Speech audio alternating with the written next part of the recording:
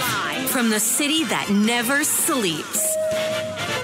17 miles from Madison Square Garden, New York City. It's America at Night with Rich Valdez, America's favorite late-night talk program, featuring interesting guests from around the world and calls from across America. And now, here is your host, Rich Valdez.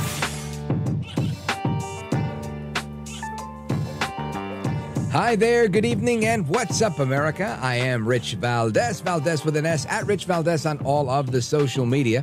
If you want to join us on our late-night national town hall conversation, give us a call, 833-482-5337, 833-4-VALDEZ. And it is the Thursday night edition. We're live, we're national, happy to be here with you guys. And President Biden is heading to Camp David to prepare for the first debate. I can't wait to watch. I'm sure he's going to, like I've been predicting, his goal is to land 2 hits. That's it, to just land 2. He's not going to get a knockout. He's not going to get a victory, but he just needs to land 2 hits, 2 zingers, 2 great applause lines that he can get in, that the media can take and say, oh, look at Biden firing back, holding his own, clearly dominating the evening, Joe Biden. You know, that's the way they want to do it. He's spry, he's young. Between the 2 candidates, Biden's clearly the better of the 2, you know, that type of thing. That's what they're going to want to do. And I'm waiting. Can't wait to hear the clips from the Anderson Coopers and all of the other acolytes that he has in the media. But it doesn't end there, right? Because Biden, you know, he's going to get beat up every single day on everything. We got Janet Yellen continues to say that lowering inflation is a top priority for the administration. However, it's been 3.5 years, and it's still a thing, right? You tell me who's ready to say, you know what, Biden's done such a great job with the economy that you're right, we're better off today than we were 4 years ago. Not happening, even though there was that Fox News article yesterday that said that, you know, on the economy, Biden's seen a couple of upticks that are helping him out. Okay, granted, I don't see it, but if that's the case, okay, that's the case. I just don't know if is that enough to move the needle. I don't, in my estimation, it's not, but we shall see. Now, what else is going on? Oh, I want to share a story with you. Today, I was at a dinner earlier, and there was a moped in front of us, really slowing things down. I mean, really slowing things down. And having the right of way, I think, comes with some degree of responsibility, right? And this is a little bit off from the news, but just something I really wanted to share. And normally I would share this in the third hour, but I had to get it off my chest because I just said, man, how annoying is this? You know, you're there. It's, I don't know, 6 o'clock in the afternoon, something like that. And Mr. Moped is going and going, but he takes it upon himself that he's going to let every last person at a stop sign, coming out of a driveway, every last person who doesn't have the right of way, he wants to let every last person into the roadway. And obviously stopping short every time. And it's annoying. So, you know, I'm grumbling in my head. My buddy was driving. And I'm just like, man, what is up with this guy? And then at one point, you know, there's a car clearly at a stop sign that, you know, you wait at the stop sign until it's clear for you to go, and you go. And Mr. Moped doesn't care about the cars behind him, in which I happen to be in one of them. He decides to slam on the brakes and tell the guy at the stop sign, no, go ahead, you go. And even the guy at the stop sign was taken aback by this. Like, what do you mean you go? There's a line of cars behind you. Like, I can't just throw myself in here just because you stopped short. And you could see the look of, incredulity on this man's face. And he keeps going, and my buddy, tapped the horn at him. And he just, waves him off, you know what you're talking about. Stop. Don't mess with me. And finally, he gets an opportunity to go around the moped, and, he zooms past him and he goes. And as soon as he does that, I see the police lights behind us. And I said, oh, man, look at that. You've got the luck of the Irish. And he's like, oh, man, I can't believe that. But as luck would have it, the cop wasn't pulling us over. He was pulling over the moped for slowing things down and driving like an absolute a-hole. So I wanted to share that because it was a great story in that you never know the next time that you're trapped behind somebody who's just an awful driver and doing the wrong thing. You never know. The cops might just come and pull them over and tell them, hey, stop driving like a moron. So I just wanted to share that with you. Anyway, good news for the day. Now, let's see. What else do we have here? The Supreme Court has rejected a challenge to the Biden wealth tax plan. And the United States officials say there are as little as 50 hostages being held by Hamas that are still alive. That's an estimate from the U.S. government. Another interesting tidbit, this one. Latino voters in swing states say they trust Trump more to actually handle immigration than Biden. Again, makes sense to me. Makes a lot of sense to me because Biden's done nothing on immigration except make it worse. And now that there is any effort to try and go back to something that works, what they're going back to is a plan that Trump had put in place, right? TPP, Remain in Mexico policy. This was something Trump came up with, not something that Biden invented, like the open border. So all of that, and some of the things I want to get into tonight, and of course with you all, I want to talk about some of the people that have been involved, students, professors, and whatnot, over these months. Day in, day out, sometimes multiple days on end. Protests, right? Pro-Palestinian, pro-Hamas protesting. And really is eye-opening. Really is eye-opening. So we're going to get into that a little bit. I also want to talk about, let me see, I'm scrolling. I have a little list here. 59% of people in this new survey say that they have a very negative view of tipping. And 35% of those people say that tipping as a practice has gone out of control. So I want to get your thoughts on that because I know that we've had a little tipping conversation in the past and a lot of different opinions out there on, how much is too much, should we be doing it, should we not, to ensure proper service is, I believe, the acronym that we all know and try to live by. So we're going to do that. And then we're going to talk about how liberal democracies become tyrannies. So stick with me, folks. I don't want you to go anywhere. If you want to join the conversation, I'd love that. 833-482-5337. 833-4-VALDEZ. This is America at Night with Rich Valdez.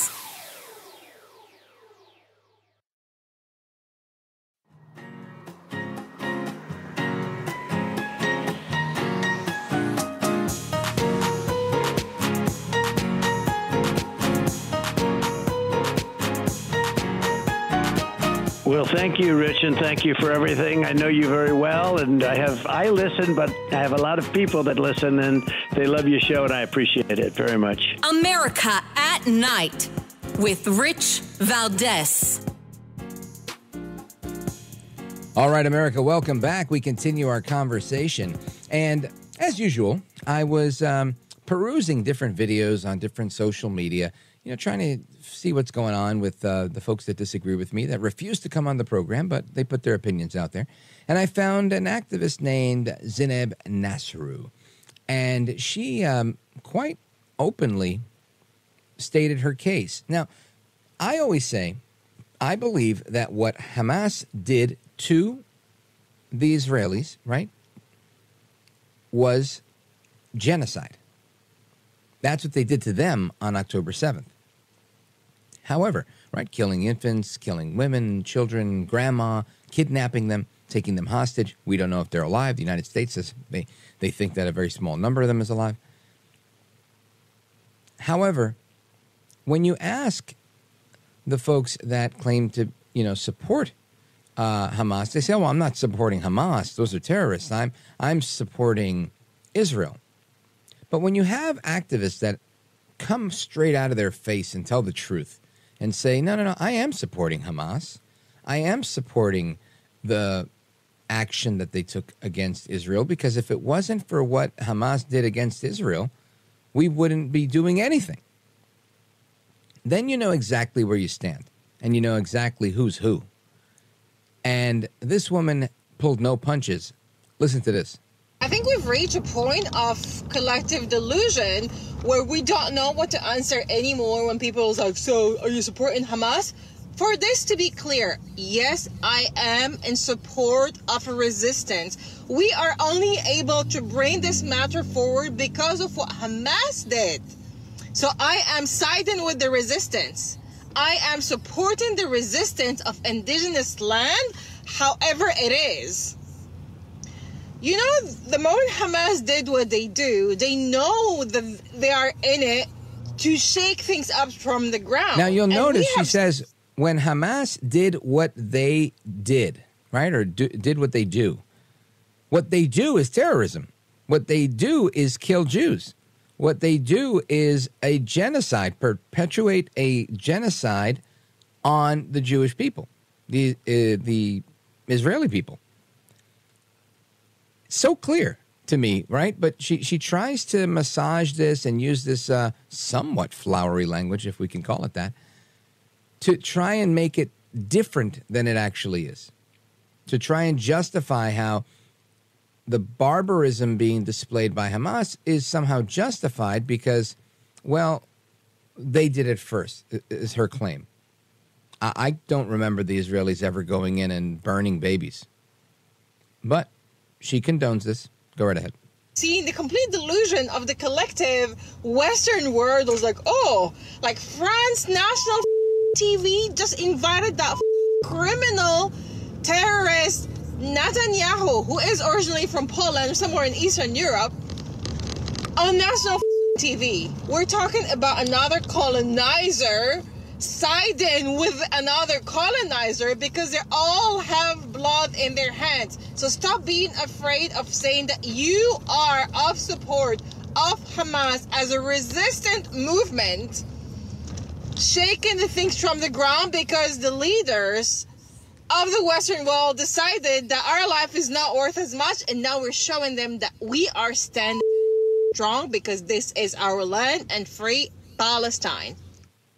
That is Zineb Nasru, again, an activist admitting that she supports Hamas and considers what Hamas did on October 7th as resistance. That's a quote.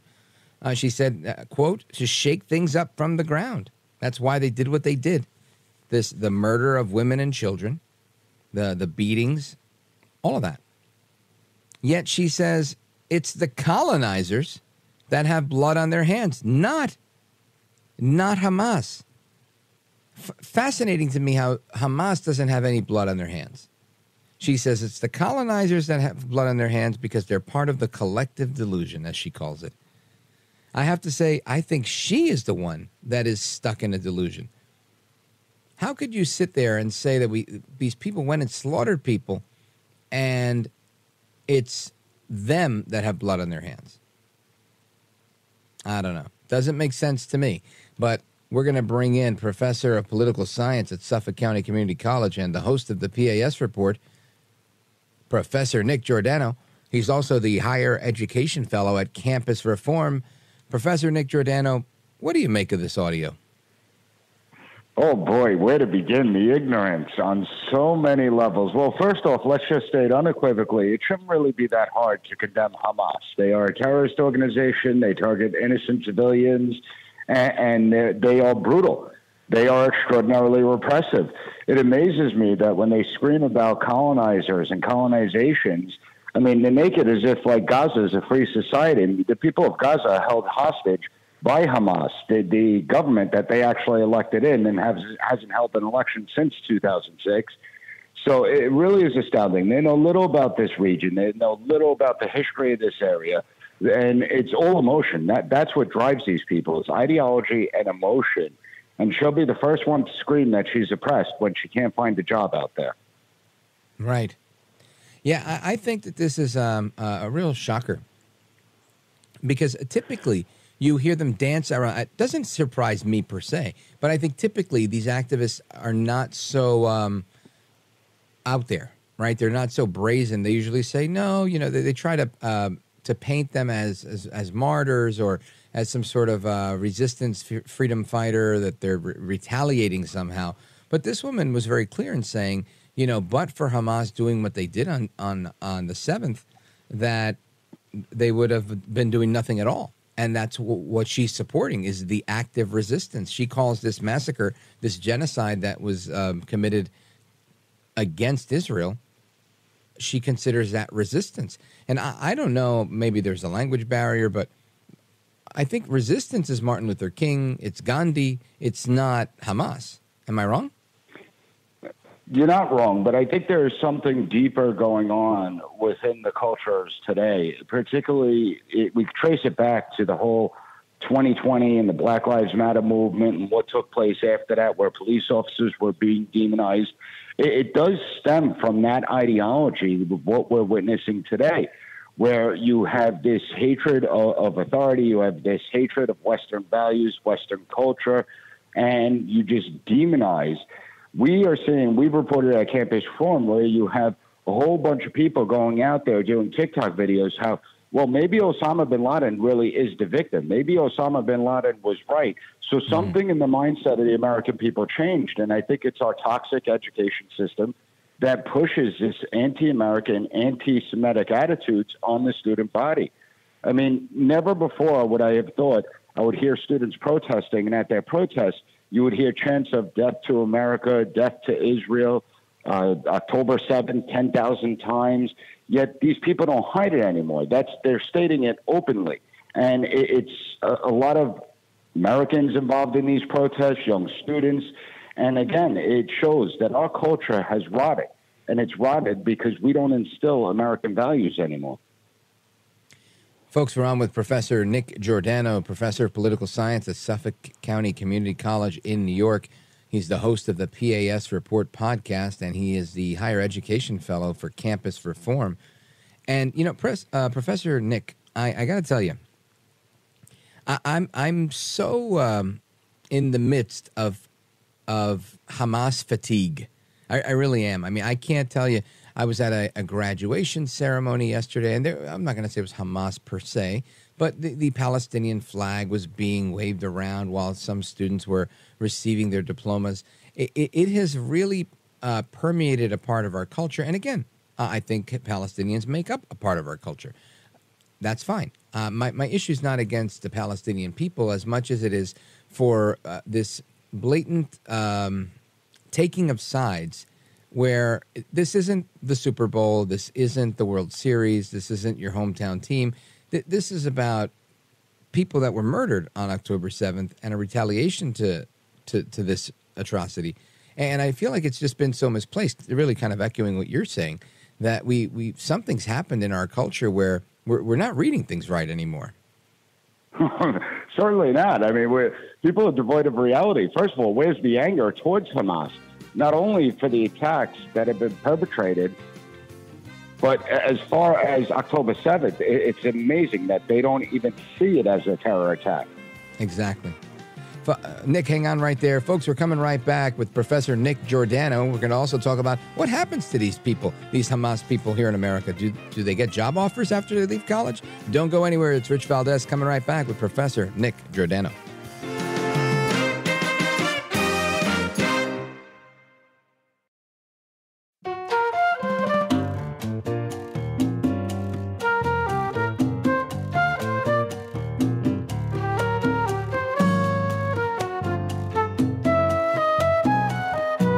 The best guests, the best opinions.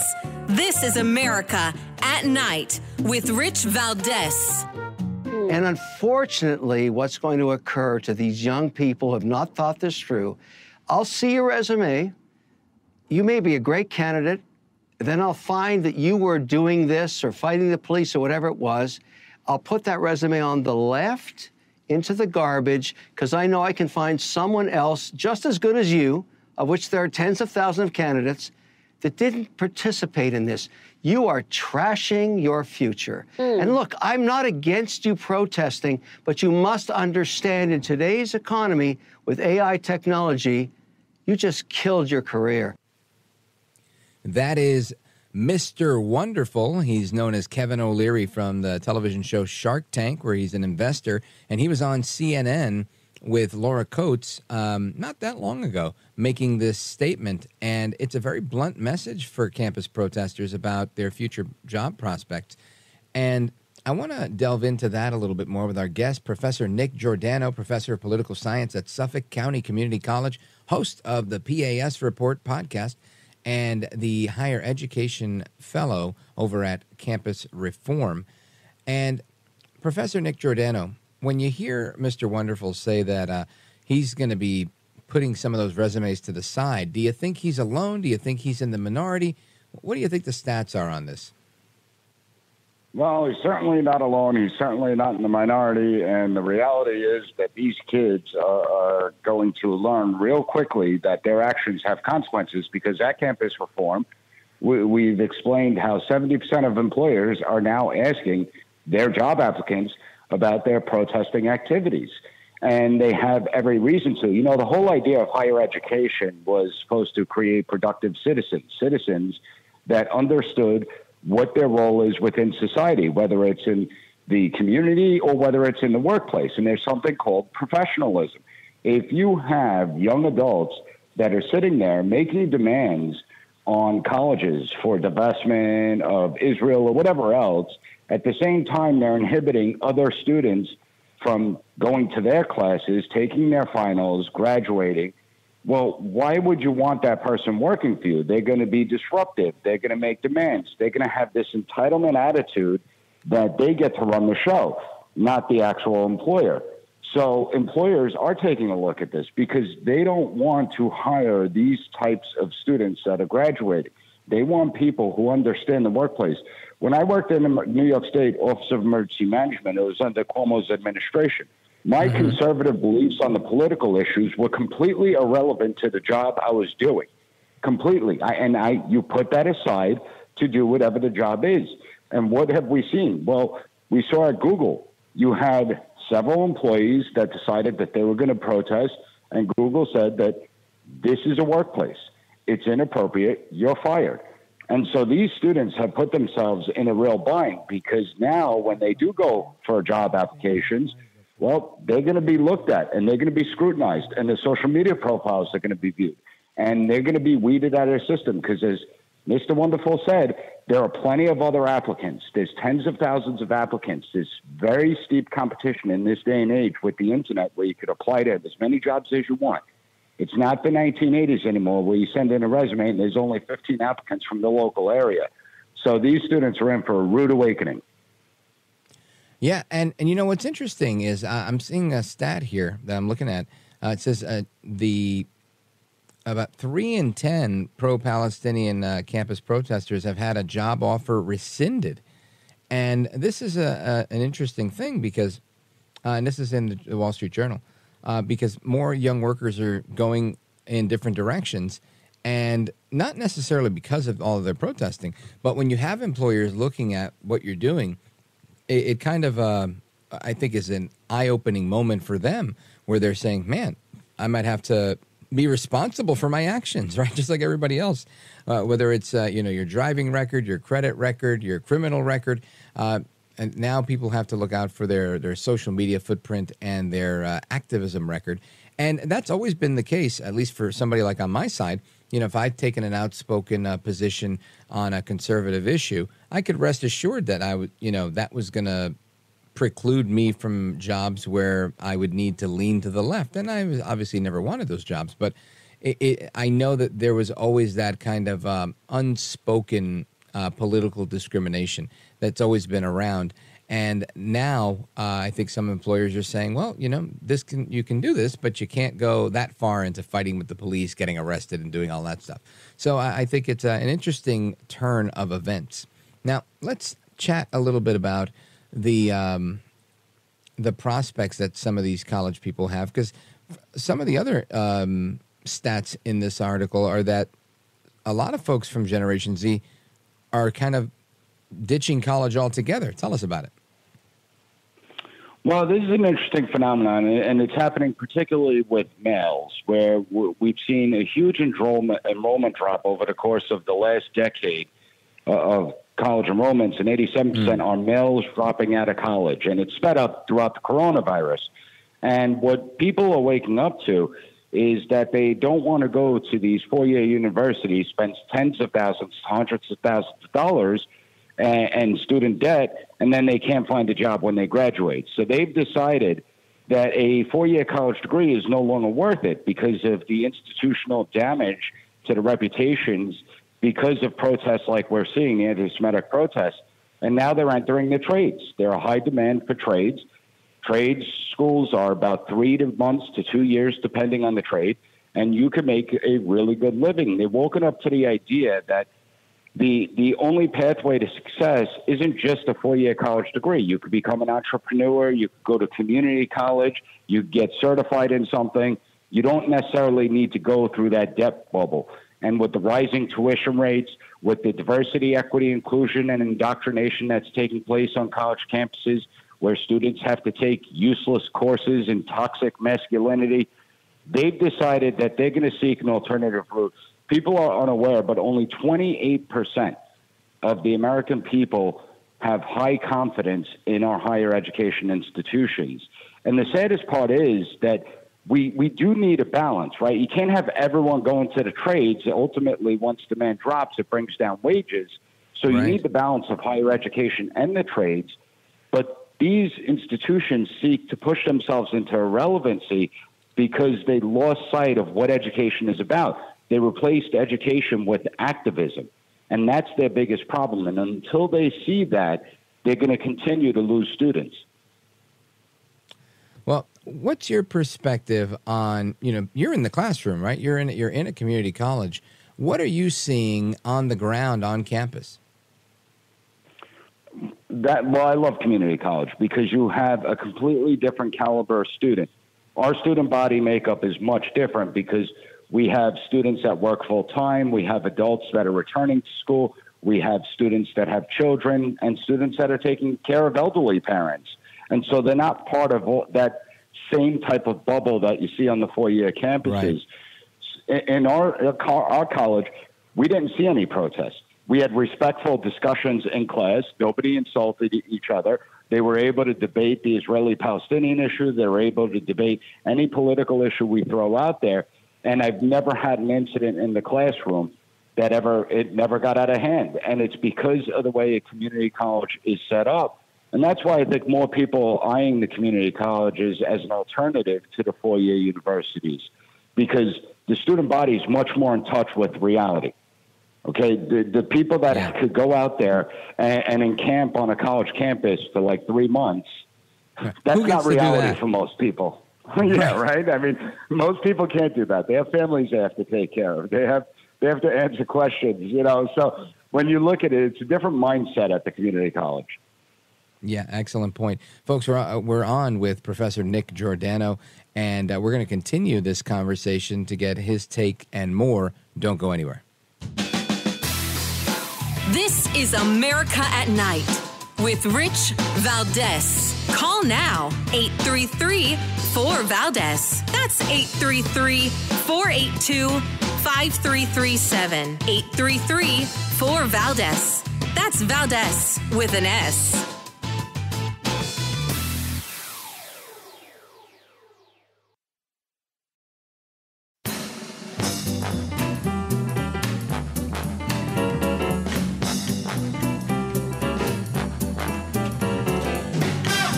Rich Valdez, who, again, will do a fine job, and I know you'll enjoy listening to him. This is America at Night with Rich Valdez. America's once great cities: San Francisco, Chicago, New York, Atlanta, Washington, D.C. They used to represent all that was great with America. Now, like our nation, anarchy rules the day. With open borders comes an open invitation for the worst to join their ranks. Rampant homelessness, lawlessness, drugs, and fentanyl. It's literally the policy of the radical left, pushed by those who seek to destroy America from within. Who's paying for this radical transformation of America? your children, robbed of a quality education, job opportunities. Think it's going to stay in just America's cities? Violent crime in the suburbs. Murders, auto theft, car break-ins. Now it's happening in the burbs, too. Think again. That is an attack on Joel Baboso Biden from the Trump campaign. And I think a well-done one. I think one that resonates with a lot of people. Professor Nick Giordano, when you hear the latest piece from the Trump campaign, do you think they're hitting every mark, or do you think there's a few more areas that they should be hitting them? Well, I mean, they pretty much got the ominous part down pat. That's for sure. So they do need to bring in some optimism of how it would be different under another Trump administration. Yeah. I think that one thing that we've forgotten in the United States is our roots and where we come from, the concept of self-government and limited government. When you look at it, as government has expanded into all aspects of our life, can any of us really say that our lives have improved? I mean, I could easily make the argument that our lives have gotten much more complicated and the problems have gotten worse because there is too much government involvement regulating every aspect. We need to get back to our roots and the principle of the government that governs the best governs the least. And I think that's a message that needs to be picked up by if the Trump campaign is going to go after Biden, they need to understand and explain to the American people why more government hasn't been the solution. It's the actual problem. As Reagan said, government is not the solution, it's the problem. And that's what it's been. This administration that's currently in office has chosen that it's not going to enforce the laws it doesn't like. It's going to push these progressive policies. And ultimately, when we look at the actual policies, take away the D or the R behind it, these policies have failed across the board by every objective measure. And so something needs to change. I think that ad highlights some of the problems we have, but what's the vision for the future? Right. And I agree with that. And my follow-up here would be, when we look at everything that's going wrong in America, you honed in on two things, and I think they're really good points. People losing track of our roots and our, being the consent of the governed, right? Our self-governance. Why do you think we've gotten away from this? Because we've replaced civics with activism a long time ago in the education system. We don't teach civics. I mean, if you go on the street, and I've written about this many a times, and you just ask people basic questions about the government, they have no idea how it functions. If you ask people what their civic responsibilities are to the system, they can't answer that question. They'll just say, well, it's to go and vote and pay taxes, when it's actually much deeper than that. And sadly, because we don't teach civics anymore, you have an entire generation that doesn't understand our Constitution. They don't understand the principles of liberty and freedom. That's why during the coronavirus, you didn't see many people speaking up and speaking out against all the things the government was doing through mandates. The younger generation is supposed to be the rebel generation. They're supposed to push back, fight against the system, and yet they were the most compliant. They just did what they were told. Oh, stay out of school for 2 years. You can't go out. You can't hang out with your friends. And they just blindly did it. And it shows that basically obedience and compliance is what's been indoctrinated and drilled into their mind. The idea that the government can fix all these problems, and so we must empower the government further. That's been drilled into their minds. And we're seeing it reflected in the polls, right? This is still a very close election. Now, in normal times, as a political scientist, this election shouldn't even be close. All you have to do is look at the pocketbook issues and how the current president's underwater on them, and it wouldn't be a close election. But because emotion drives everything, not reason and logic, you're seeing a very close election. Excellent. Really well put. Professor Nick Giordano, I know we're scheduled to have you till 10:50, and it's 10:50, but I have another question for you. Do you think I could twist your arm and have you stay for another couple of minutes? For you, Rich, anything. You're the best. Folks, we're coming right back with Professor Nick Giordano. This is America at Night with Rich Valdez.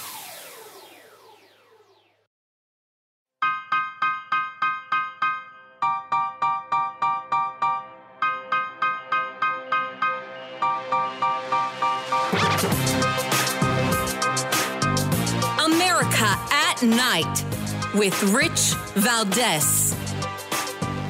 All right, amigos, and President Biden is gearing up to go back to Camp David to prepare for the first debate. And he's going to be going at it hard, right? He's going to be there. He's hunkering down.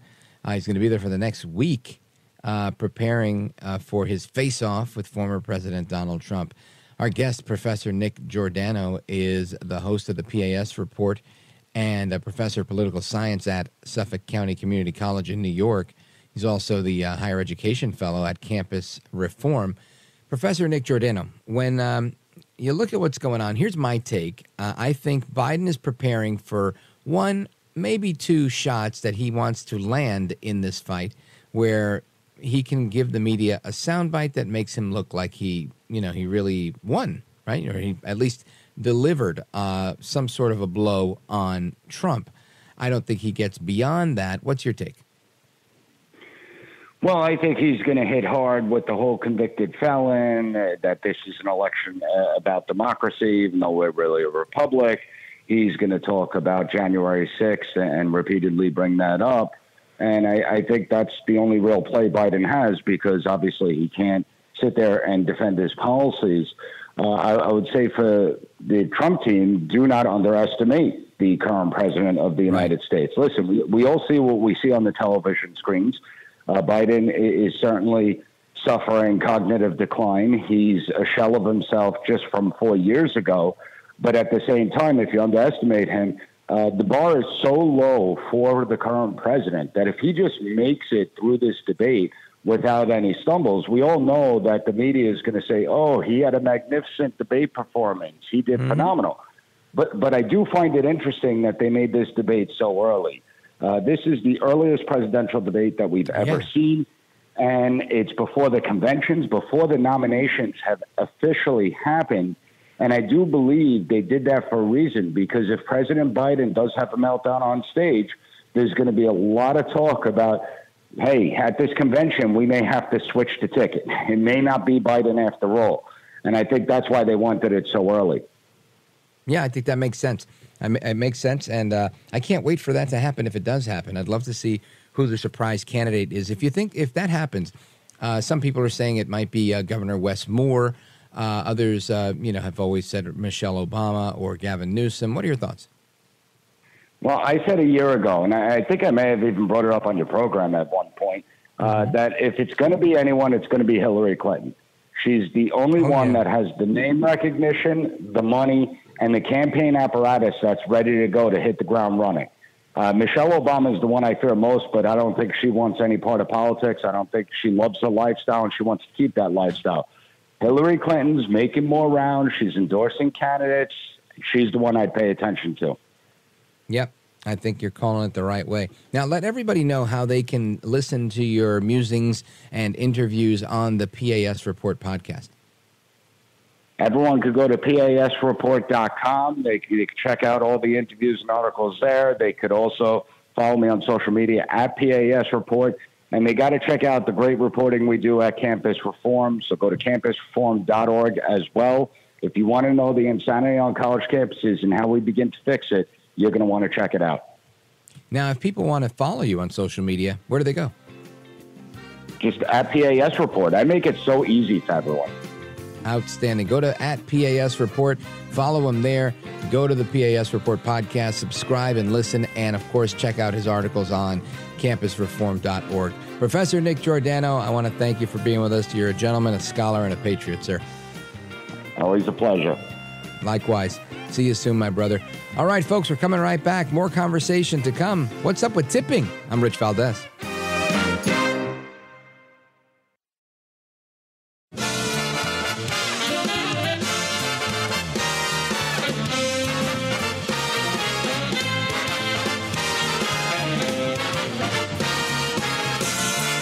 Live from the city that never sleeps. 17 miles from Madison Square Garden, New York City. It's America at Night with Rich Valdez, America's favorite late night talk program, featuring interesting guests from around the world and calls from across America.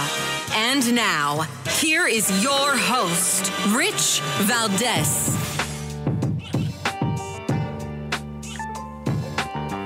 Hi there, good evening, and what's up, America? I am Rich Valdez, Valdez with an S, at Rich Valdez on all of the social media. Welcome to hour number 2 of the program. It is our Thursday night edition already. Man, time flies when you're having fun.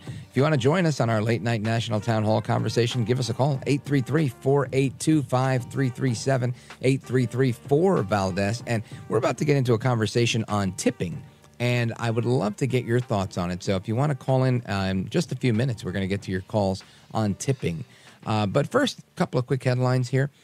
We've seen some polling that has come out, I wouldn't say favoring Biden, but showing that Biden doesn't suck as much this week as he did in the weeks past. So that's a good thing for Biden. U.S. officials believe as little as 50 hostages held by Hamas might still actually be alive from the 150, I think, that they initially reported. You've got Janet Yellen claiming that lowering inflation remains the top priority for Joe Biden, and of course, has to be, right? This is the only thing bigger than the economy for people is the open border situation that we have going on. Let's see what else we've got. Another poll that come out. This one favors Trump. Latino voters in key swing states trust Trump more to handle immigration than Biden. And another survey that I was just looking at here, 59% of people surveyed have a negative view of tipping, while 35% of them say that tipping has gotten out of control.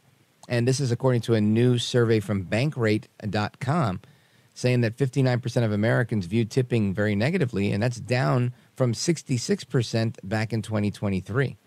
So I want to get a little bit more on this topic from our guest, Ted Rossman. He's a senior industry analyst with Bankrate. Ted Rossman, welcome. Hi, thanks for having me. My pleasure. So tell us a little bit more about the survey and why you think some of this change is occurring. The biggest annoyances are people who say that businesses should pay their staff better rather than relying so much on tips. 37% of Americans told us that. 35% say that tipping culture has gotten out of control. That's up 5 percentage points from last year. 34% are annoyed about those pre-entered tip screens that are popping up at coffee shops and food trucks and elsewhere. Yeah. There's been a lot of tip creep in recent years, being asked to tip in unconventional settings. You know, I think, honestly, that's the one that bothers me the most. I love tipping. I was a barber, and people started giving me some very generous tips as a very young man, and I thought, man, this is fantastic. I'm going to do the same thing for others, and I did, and I still do. But like you said, when you go to certain places where you haven't even gotten any service, and there's a screen that says, "Would you like to tip?" I'm thinking, why would I want to give you a tip for this? And I think that is somewhat insulting. It's not just a waste of time, but it's also insulting, kind of like people trying to get in your pocket, which at least, you know, I'm a New Yorker, and people in New York don't take lightly to people spending your money for you. Does that seem to be the consensus from what you're finding? It is. The two craziest places I've encountered tip prompts are a self-checkout machine at Newark Airport. I thought that was a pretty crazy one. Also a pick-your-own strawberry farm. Those are both places that I don't think we need to be tipping. Some people on Reddit talk about being asked to tip at the doctor's office or the veterinarian, movie theaters. I mean, there's a lot of crazy examples. Inflation's a big part of the story. That's part of why we're annoyed as customers. We don't want to pay more than we have to. But also, that's part of why businesses are asking for more tips. They have really turned to tipping as this kind of surcharge. It's a way to pay their staff more without having to foot the bill. They're really pushing more of the onus on the customer. Yeah, and that makes a lot of sense. I mean, I'm thinking if I were a business owner and I could implement a way to get people more money without having to pay for it, I'd be all for it. But clearly, again, it's insulting to people. People that figure it out are going to say, you know what, this is not cool.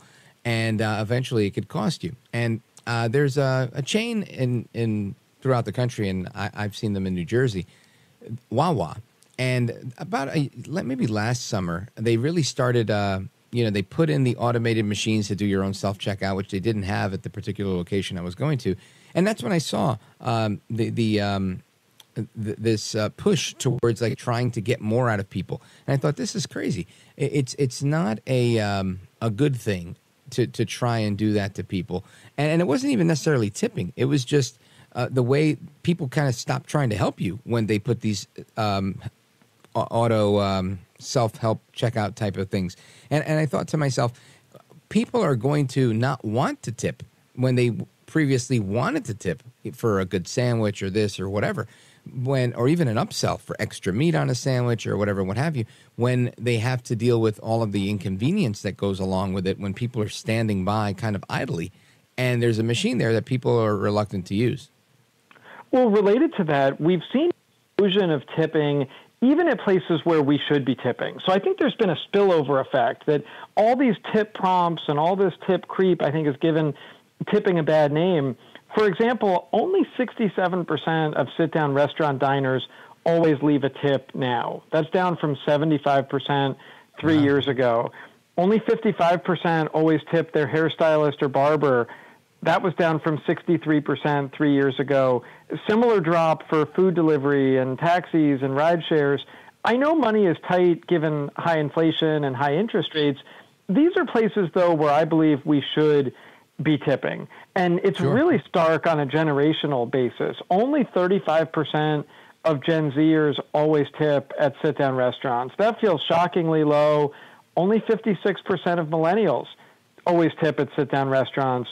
It's 78% of Gen X and 86% of boomers. What do you think explains that that change in the tipping culture by generation? What do you think it is? Some of it is that older people have more money and income does predict tipping, but it does seem to be more than that. One interesting finding is that older people are more likely to complain about tipping, but they still do it. I mean, part of why young adults are not as bothered is maybe because they're skipping the tip a lot of the time. Something we hear from a lot of young adults is that they have this kind of social justice take on tipping, which is that it's not always fair, it can be racist, it can be sexist. That's true.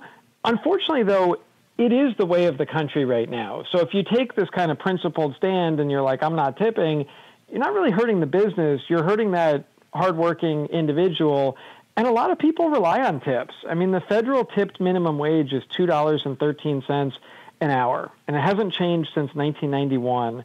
A lot of people are relying on tips. And there's the whole gig worker economy, too, where you may feel like you're paying a lot for a ride share or food delivery, but not much of that is going to the actual driver. They really rely a lot on tips as well.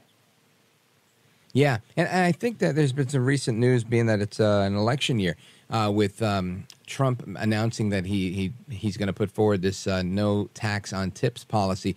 I think that's going to bode well for him because of the gig economy that we have, where so many people are kind of working and also have all these different side hustles.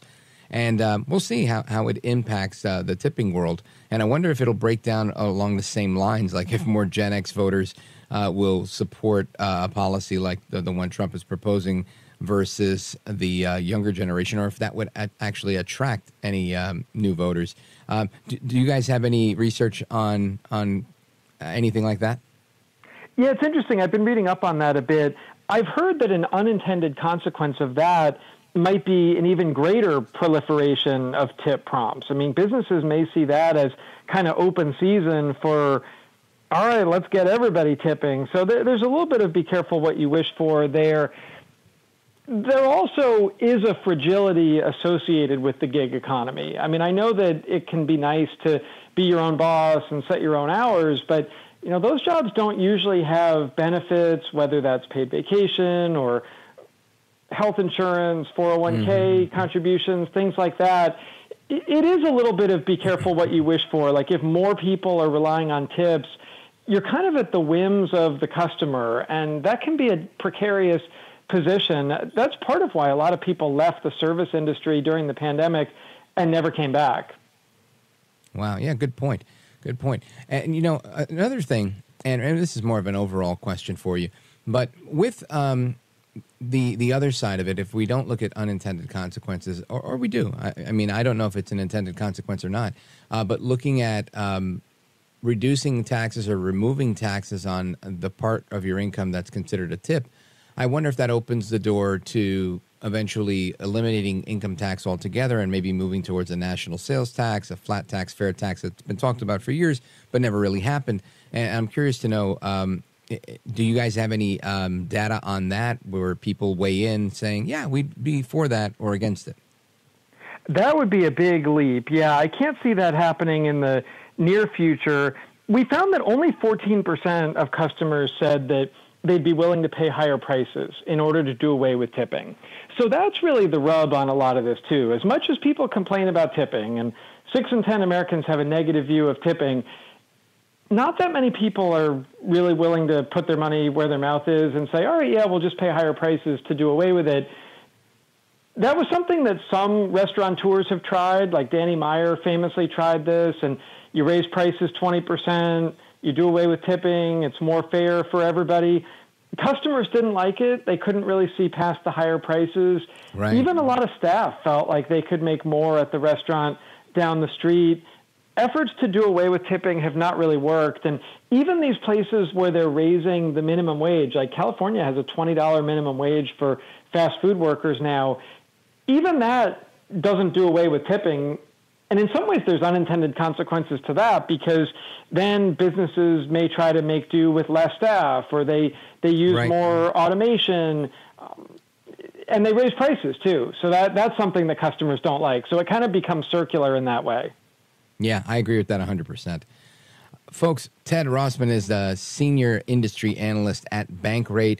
Ted Rossman, let everybody know how they could keep up to speed with the work that you're doing, how they could find you, and learn more about this type of survey. We have more on this and other personal finance topics at Bankrate.com. You can also find us on social media at Bankrate, or I'm at Ted Rossman. Outstanding. Thank you, Ted Rossman, for being with us. I appreciate it. No problem. Thank you. You bet. All right, amigos, we're going to get your thoughts on this, plus a couple of clips audio I want to play for you from that went down today that I think are interesting. So keep it locked right here. It's me, Rich Valdez, with you till 1 a.m. Don't move a muscle. This is America at Night with Rich Valdez. Call now, 833-4-VALDEZ. That's 833-482-5337. 833-4-VALDEZ. That's Valdez with an S.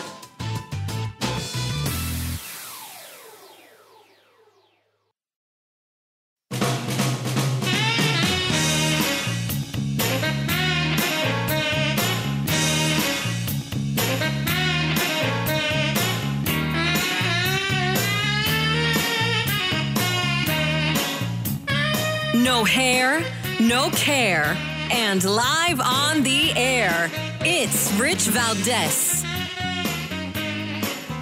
All right, America, welcome back. We have the best guests and the best opinions, and I want to get to your opinions right now. Let's go to Gina, Wilmington, Delaware, WDEL. Gina, go right ahead. You're on with Rich Valdez. Welcome. Hi, Mr. Valdez. I'm sitting here with my dad, who's a regular listener, and this is a topic I've talked to him about for a while, so he encouraged me to call you. Hey, Dad. Hey. I think the difficulty I face with tipping as a college student is that sometimes there can be a pressure to tip regardless of quality of service.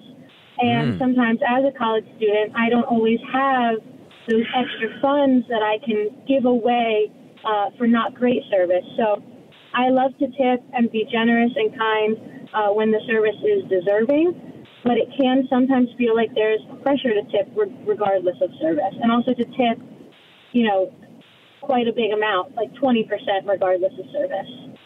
Well, listen, I think that you are 100% spot on. I have 2 college students, and again, I started my career as a barber, and I was all about tipping. I love to tip. I really do, because I was blown away by the generosity shown to me as a young man.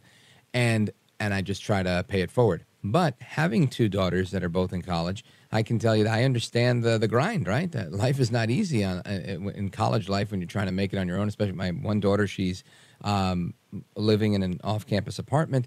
My other daughter lives here at home, and it's I see the struggle they go through, and they both work very hard. Both have two jobs each, and what I think you're 100% right. And I think what I want to hone in on what you said was this pressure that there is to tip 20% on service that isn't good. I'm with you. I'm happy to tip 20%, 22%, 25%, whatever I feel like and I'm able to and God allows, as long as you've knocked my socks off with service. If you have left something to be desired, I'm still going to tip because I think it's especially if you're like a waiter or something like that, where this could make and break you in many ways. But I will definitely try to be a little bit of a coach, right? And give my advice and say, you might want to blah, blah, blah. And whether it's well received or not, at that point doesn't matter to me.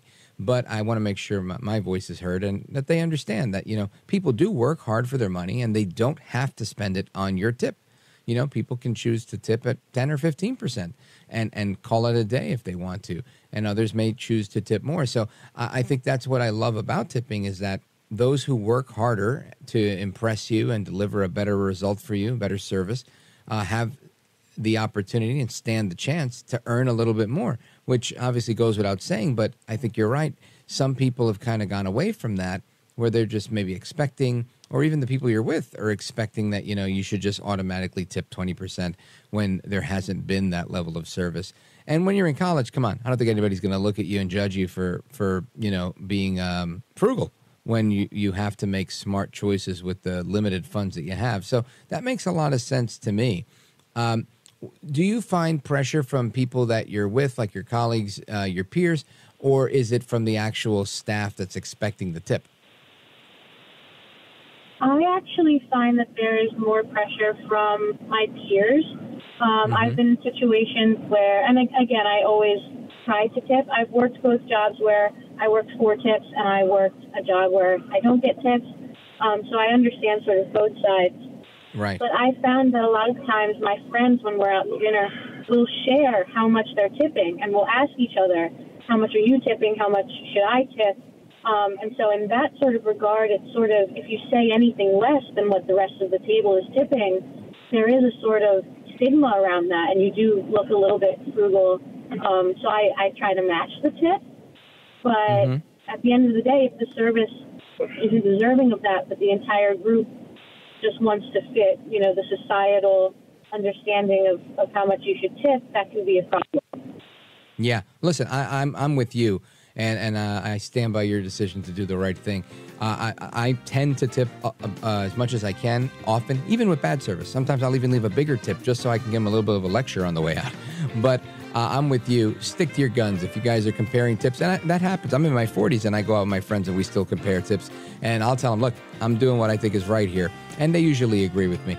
Anyway, Gina, great talk. Big shout out to your dad and everybody in WDEL country. Folks are coming right back. More conversation to come. Rich Valdez, don't go anywhere.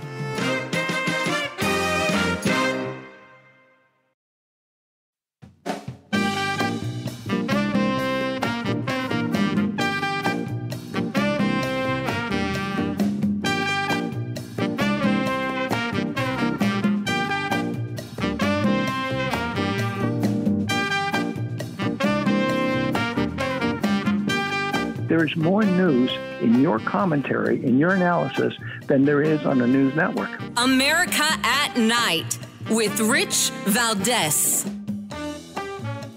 All right, amigos, welcome back. We continue the conversation, and the Surgeon General of the United States, I believe his name is Vivek Murthy, he is calling for a warning label to be put on social media. He was recently on television. Listen to this. Parents are struggling all over the country. I've spent time with thousands of parents over the last few years all over America. And the number one question they often ask me about is social media. They want to know, is this safe for my kids? How should I manage it? And what the data is telling us, Savannah, is not only have companies not demonstrated that their platforms are safe for kids, but there is growing evidence of harm. It shows us, in fact, that when adolescents spend more than 3 hours a day on social media, we're seeing an association with a doubling of risk of anxiety and depression symptoms. And the average amount of use per day among adolescents is nearly 5 hours. So that's deeply concerning to me, not just as Surgeon General, but as a parent myself. Now, a warning label would help parents to understand these risks. Many parents don't know that those risks exist. And we have data from tobacco warning labels that, in fact, tells us that they can be helpful in changing awareness and changing behavior. That is Surgeon General Vivek Murthy on NBC's Today Show saying why he thinks we should have warning labels on social media. Now, I'm not really taking a position for or against here, but I typically don't want the government involved in more things than they need to be. And while I understand that there's issues with social media, I also think parents have a fundamental responsibility and right to do their job as parents. This one to me seems kind of, neither here nor there, but I want to hear from others on this. And one of those others is the author of the book, The Total State, How Liberal Democracies Become Tyrannies. And Auron MacIntyre, he is a columnist with Blaze News, and he's our guest tonight. Auron MacIntyre, welcome, sir. Thank you so much for having me. My pleasure. So, when I think of tyrannies, the last thing I think is of them putting a warning label on a social media site saying it's bad for your kid. However, in the same breath and from the other side of my face, I will say they put a million warning labels on me during COVID, during the Hunter Biden laptop. Whenever I would share something, I would get these dings from the social media company, which were indeed, in my opinion, behaving tyrannically. And we later found out at the behest of our government, and there's a whole big lawsuit about that. So I think we have to be very cautious in how we look at these things because tyrannies can creep up on you. That's exactly right. Look, I am just as concerned as anybody else with social media use by young children and even teens. It's obviously deleterious to them. Parents should be very careful about it. They should be monitoring it. They should be restricting it. I'm on board for all of that. But the idea that the government, which shut down all of society just a few years ago, put children inside, kept them from going to school, kept them from being socialized, forced them onto the internet as the only way to have social interaction, forced them onto social media as the only way that they could experience human connection with other children. The idea that they're suddenly very concerned about the mental health of children, I don't buy that for a second. This is here to censor people. That's why it exists. Mm-hmm. This is the beginning of something that is going to be used to, like you said, attack people who are questioning what's going on if they don't care about the well-being of children. Yeah, I tend to agree with you on that one because for years I've heard that social media has risks for children. And for years I've heard this Surgeon General complain about it. And I'm thinking if you're doing your job, get out there and talk about it more. Go on more TV shows. Put out a commercial. Do what you do. I don't know that we necessarily need a warning label on social media, especially when you sign up for social media, at least when I did. I think it was 2009 when I signed up for Facebook. It made it very clear you had to be 14 years old. If it had a whole bunch of criteria when you read the terms and conditions. I don't know if people still read terms and conditions, but my point is there's a degree of buyer beware that goes on in life, and that's the kind of the price we pay so that we live our lives and the government doesn't live them for us. At least last I checked. Now, what do you think happens with this situation with the Surgeon General? Do you think he gets his way? Do we get the warning label? I'm not sure. I mean, ultimately, the warning label is just a step, like I said, in a particular direction. If you go on to places like YouTube to watch videos, there's constantly these warning labels about everything under the sun. If you say something that is against the common understanding about global warming or the pandemic or, anything that Trump said, the little warning label, pops up under you. They already go ahead and fact check everything in real time to make sure that there's some intermediary between you and the information that you're about to consume. I think that's probably basically what would be involved here, would be these constant labels popping up, telling everybody, oh, don't believe this, be careful, this guy doesn't, have the regime's line on everything that we believe. I think that's probably more how this is used. Yeah, I think you're right on that. And folks, again, we're on with Auron MacIntyre. He is a columnist for Blaze News, and he's also the author of The Total State, How Liberal Democracies Become Tyrannies. And I want to take a pause here, but when we come back, I want to learn a little bit more about your book and get some examples of what direction you see the United States going in when we return. Don't go anywhere. I'm Rich Valdez. This is America at Night with Rich Valdez. Call now, 833-4VALDEZ. That's 833-482-5337. 833-4VALDEZ. That's Valdez with an S.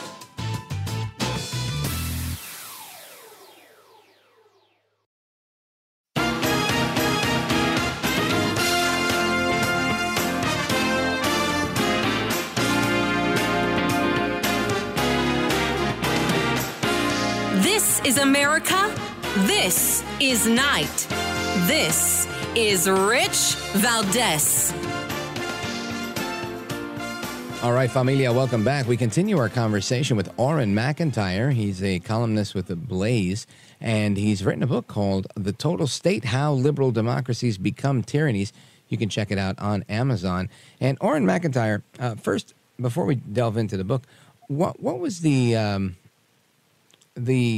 rationale for writing a book on this particular topic? Well, I have, this very common, I think, talk radio conservative understanding of how power worked in the United States. The Bill of Rights and the Constitution, separation of powers, these things were going to stop tyranny when it came to our doorstep. And then obviously I lived through what everyone else lived through during 2020 and recognized that the churches were closed, but strip clubs were open, and we weren't allowed to go see the funerals of our loved ones, but Democrats could riot in the streets. And I said, okay, obviously the way that I was taught about power working is not really how power is working now. And so the book is really the story of my intellectual journey of trying to struggle and understand why the state is acting the way it is and why the Constitution doesn't seem to have restrained it. Wow. Well, that's a really unique take and an honest one at that. So when you set out on this journey, were you surprised by anything that you found? What was the biggest, thing that jumped off the page for you? Yeah, I went through a lot of political theorists that are usually off the beaten path, and this is really me pulling the different threads together. What I found was that there's actually a long history of political theory on the right addressing a lot of the problems that we're looking at now. James Burnham is a guy who helped to found the National Review with William F. Buckley, but very few people actually read Burnham today. But he was a brilliant political theorist, and he talked a lot about something called the managerial revolution. And basically his thesis is that while in the 1930s we think about the clash between Soviet communism and Nazi Germany and then Western democracies, really all of these governments were gearing up to create a system of managerial bureaucracies. The scale of society and the demands of mass production and mass consumption had required a centrally planned economy across all of these different governments. And so while what we have in our Western societies is ultimately much better than what existed in these other planned societies, this managerialism has slowly been creeping in and taking away the power that was once entrusted to our government through the Constitution. Wow. Now, Auron, your voice is fading in and out. I don't know if the phone is too close to your mouth. Maybe you need a little distance, but I want to make sure the audience is able to hear you. And folks, again, we're on with Auron MacIntyre. He is the author of The Total State, How Liberal Democracies Become Tyrannies. And I agree with you. People, I think, have lost touch with a lot of, A, good theorists and philosophers, and B, I think there's just a lack of reading, right? There's a lot of people that aren't really intellectually curious as much as they used to be. When you embarked on this journey and you started to find these things, and you saw some surprises and some things that maybe reinforced what you were thinking, did it ultimately satisfy the answer that you were looking for of why the Constitution didn't work? Or did you come up with an alternative view, which is more like the Constitution still works if we enforce it, it's just politicians that maybe aren't doing the enforcing? Well, what I found is that ultimately our founding fathers understood the Constitution in a way that we no longer do. Many conservatives treat the Constitution as some kind of piece of political technology. But that's not what constitutions are. Constitutions are an instantiation of a way of being of a people, their traditions, their folkways, their religion, their belief about how they should treat government and government should treat them. And so the Constitution was made for a specific people with a specific tradition and understanding about how government should be run. And as the founding father, John Adams, famously said, it was meant for a moral and religious people. It wasn't made for another. It's inadequate to govern any other. And so it's not so much that the Constitution failed as we asked the Constitution to do something it could never do. It was never intended to do, which was perpetuate all of our traditions on its own. That was our job. We were supposed to pass that down from generation to generation. And if we didn't do that, then the Constitution could no longer govern us in the way that we understand it. Outstanding. Really a good point. And one that I think we all too often forget. Now, Auron, let everyone know how they can pick up a copy of the book and learn more about this work that you're doing. Oh, absolutely. You can pick it up on Amazon, of course. It should also be at Barnes & Noble or Books A Million. And, of course, you could probably order it from a local bookstore as well. But any of the major book outlets will be available there. Again, folks, the book is The Total State, How Liberal Democracies Become Tyrannies. The author, Auron MacIntyre. Sir, I appreciate you being here with us. Good luck with the book. Thank you so much for having me. You bet. All right, amigos, we come back with your thoughts, questions, comments, and more. Don't go anywhere. This is America at Night with Rich Valdez. Call now, 833-4-VALDEZ. That's 833-482-5337. 833-4-VALDEZ. That's Valdez with an S.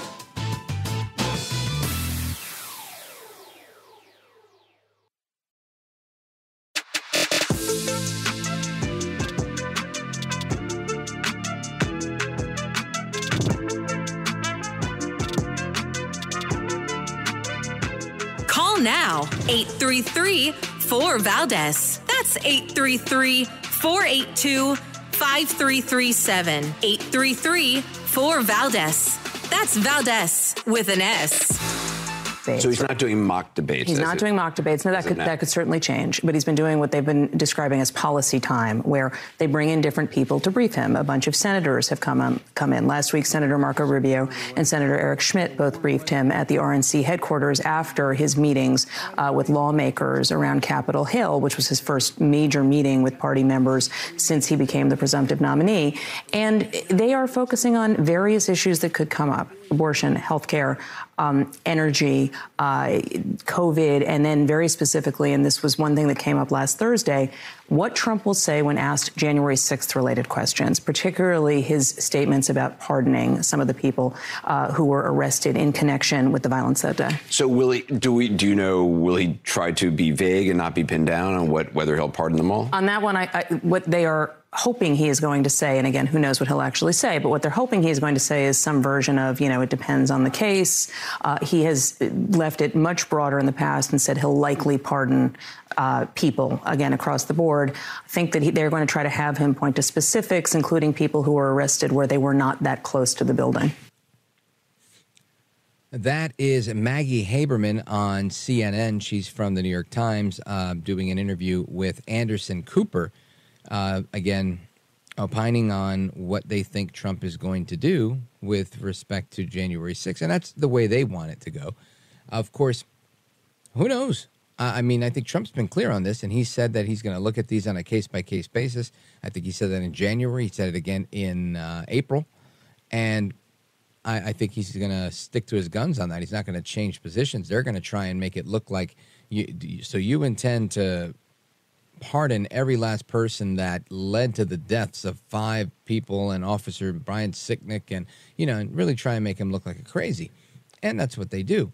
I think Trump's prepared for that, and he's going to handle it well, because he does that. He does that well, right? He has this way of downplaying certain things and saying things like, well, I think it's very bad. I don't know about you, but I think it's bad that we put grandma in jail for being on the lawn and never going in the building. I don't know if you'd agree with that, right? And he's persuasive that way. So I think he'll handle those questions well. They might try to press him a little bit more and more, but I think he'll handle that well. On the other side of the coin is Joe Biden. How will Joe Biden handle a lot of this? And I don't know. Town Hall is reporting that he's going to be remaining out of town for an extended stay at Camp David as he and the campaign start working on his debate performance. And, of course, he's probably going to hit the beach, Rehoboth Beach in Delaware. This is where, he does his thing. And listen, if I had a beach house there, I'd probably hang out there too, honestly. But what type of prep is it going to be? Because I don't know that Biden's all there. I think he's going to be able to pull off a decent performance in one evening because muscle memory, right? That's what Biden does. Biden can run around flashing his pearly dentures and his aviator shades and squinting and, raising his voice and whispering at the same time. The thing, what are you doing? The stuff that he does. But ultimately, I think there's a segment of the population that finds Biden to be endearing, and they somehow relate to him, whether it's because they're all Democrats or because of whatever. They like Joe Biden. And I don't think it's a very big number, but nonetheless, there is a faction. So how much of that plays out in the debate, we'll find out.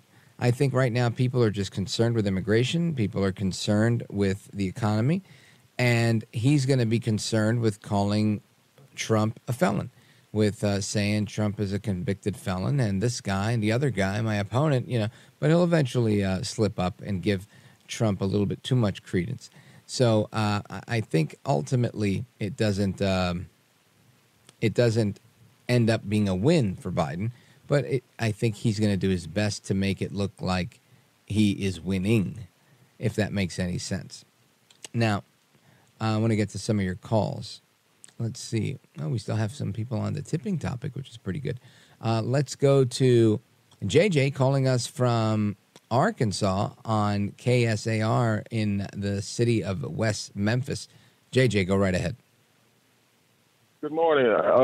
Good evening, rather. Good evening. Yes, sir. Yeah, I think my first thing, I was just talking about the tipping, and I was just, saying earlier that I just firmly believe that if you can't afford to tip, that you just shouldn't even go out. And that's just, those are just my beliefs on that. The people who wait on us, the waiters and the waitresses, they work hard. And if you got somebody running around bringing you this and bringing you that, and if you can't afford to tip them, I don't just think you should, I don't think that you should even go out, Yeah. And, it's just, I think that's fair. Honestly, I think that's fair. I've always kind of told my kids that too. If you don't have the money to do it the right way, don't do it. It's hard to cut corners. You don't have to eat at a diner, right? Or you don't have to have a sit-down restaurant where you can go somewhere else and pick up a sandwich. You can go to the store and buy the bread and buy the meat and buy peanut butter and jelly or whatever you're going to buy and make your own sandwich. So, yeah, I agree with that 100%, JJ. Now, what do you think about the debate between Biden and Trump? I really don't think too much about it. I mean, because I just really don't. I think it's going to be kind of foolish to me. And I'm not really that much into the politics because I'm I don't put my trust in either one of them. In either one of them. And you know what's honestly, I am into the politics. And I remember the last debate, and it really wasn't that good. It really wasn't. They put so many rules on both of these guys that they're kind of both out of their element, and I think it leaves a lot to be desired. JJ in West Memphis, thanks for the call, my brother. Folks, it's Rich Valdez. We're coming back with another hour. Open Phone America coming up straight ahead. Don't go anywhere.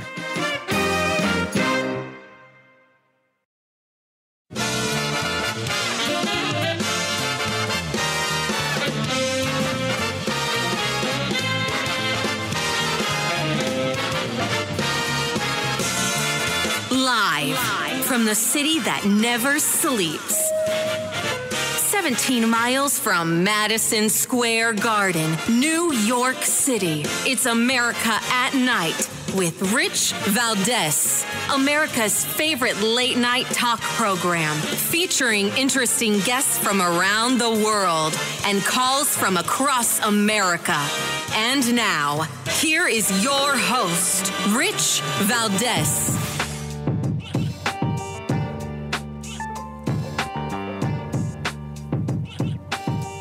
Hi there, good evening, and what's up, America? I am Rich Valdez, Valdez with an S, at Rich Valdez on all of the social media. It is the Thursday night edition of the program. Welcome, and if you want to join us on our late night national town hall conversation, give us a call, 833-482-5337, 833-4-VALDEZ, and lots to discuss. There's some news about 2 illegal immigrants being charged in the strangulation death of a 12-year-old girl. We're going to get to that at the bottom of the hour.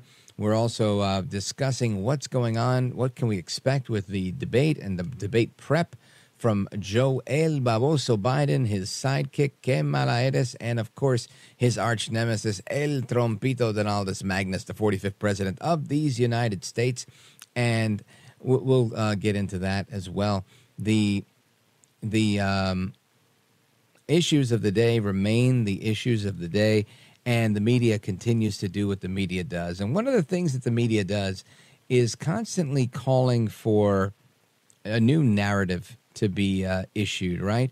They're constantly discussing how the Republicans are going to do this and how the big bad conservatives are doing that, and just always painting them. And listen, I do that to them, right? I think I get on the radio every day and I talk about what it is that the liberal progressive Democrats are doing and how that's detrimental for society. However, I think I don't just say that they're mean and they're bad and they're because they are. I think that I point out why their policies are detrimental to the American people. And that's, I think, an important distinction, right? It's a very important distinction. And there's always a cacophony of voices out there, wherever they be, whether it's in a press conference, whether it's on the Late Show with Stephen Colbert, doesn't matter. They're always out there. And it's the usual suspects, right? Like Representative Jamal Bowman. Jamal Bowman is the guy that said, no, I wasn't pulling a fire alarm during a critical vote, doing, my own interference of this vote. No, I was looking for an emergency exit, and by accident, I thought it was a door, but it was really a fire alarm on the wall that said pull if there's a fire. And it just... he got charged for that. He was arrested for it. He turned himself in, and he pled guilty, and he paid his fine. But he still stuck with his story, even though he pled guilty to it. He stuck with the story that it was a mistake, and he thought it was a door, and, he's a liar. He's a fake. He's a phony. He's a fraud. But Jamal Bowman was on the Late Show yesterday with Stephen Colbert, and he says that the Republicans are bullying the country into one singular way of thinking. Check this out. One of the biggest fights going on, sort of culture fights going on in the United States right now, is in some school districts, generally controlled by Republican legislatures, have outlawed the teaching of what they call or consider critical race theory, but rarely is. Lessons on diversity, equity, inclusion. As somebody who used to head a school, what's your response to that? What are the values? What is the value of keeping that in the schools? First of all, the Republicans are bullies, man. They're trying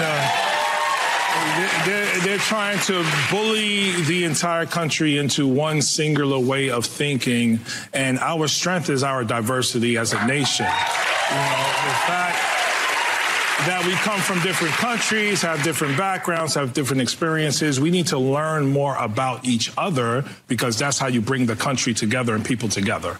And so we have to do everything in our power to push back against banning of books, taking over school districts, fighting back against DEI.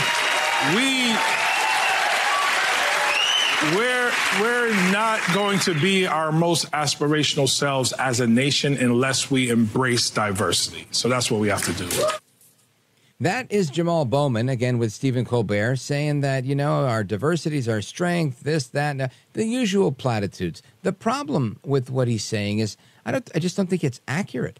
I don't think it's accurate when you say that the Republicans are trying to bully you into one singular way of thinking. I don't think they're bullying anybody. I think the Republicans are offering an alternative way of looking at things.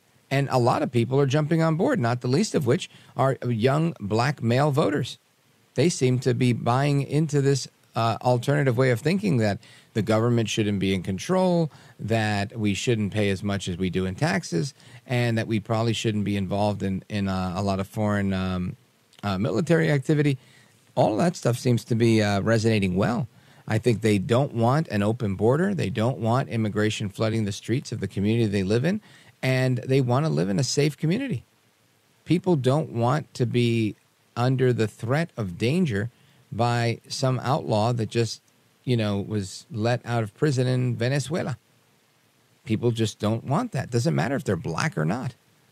But since that's the group that is oftentimes measured to see where they're at with their support, and lately they've been increasing their support for Donald Trump, that's the group that I'll mention. But the whole thing to me, when Bowman says that the critical race theory, DEI, all of these things are not benefiting anyone. I think it's good if you want to learn about this theory, you learn about the theory. If you want to see it in practice, I've seen people, do things in practice, and great.